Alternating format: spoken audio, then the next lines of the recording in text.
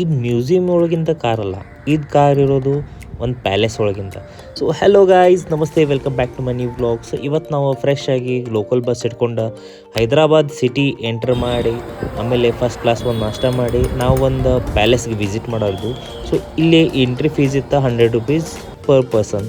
So ನಾವು entry ಅದು ಮಾಡಿಸ್ಕೊಂಡು ಪ್ಯಾಲೇಸ್ದ ಫ್ರಂಟ್ ವ್ಯೂ ಎಂಜಾಯ್ ಮಾಡಿದ್ವು. ಅದರ ಮೇಲೆ ಎಂಟ್ರಿ ಒಳಗದು ತೊಗೊಂಡು ಆಮೇಲೆ ಇದು ನೋಡ್ರಿ ಪ್ಯಾಲೇಸ್ ಒಳಗಿಂದ ವ್ಯೂ ಹೆಂಗೈತಿ. ಸೊ ಇದು ಪ್ಯಾಲೇಸ್ ಇರೋದು ಹೈದರಾಬಾದ್ ಒಳಗೆ ಸೆಂಟರ್ ಸಿಟಿ ಒಳಗೈತಿ.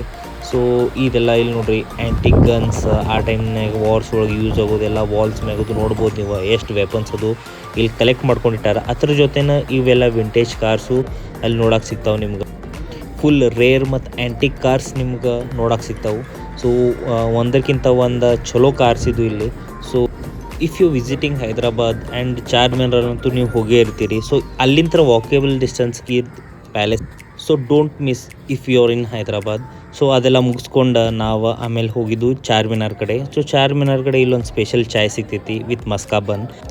ಆಮೇಲೆ ಇಲ್ಲೊಂದು ಬಾವರ್ಚಿ ಅಂತ ಫೇಮಸ್ ಹೋಟೆಲ್ ಐತಿ. ಸೊ ಅಲ್ಲಿ ವಿಸಿಟ್ ಮಾಡಿ ಆಮೇಲೆ ಒಂದು ಡಿಶ್ ಅದು ಆರ್ಡ್ರ್ ಮಾಡಿ ಅದ್ರ ಜೊತೆ ಲಾಸ್ಟಿಗೆ ಬಿರಿಯಾನಿ ತಿಂದ, ಅದ್ರ ಜೊತೆ ನಾವು ಡೆಸರ್ಟ್ ಅಂತ ಪಾನ್ ಅಂತ ತಿಂತೀವಿ.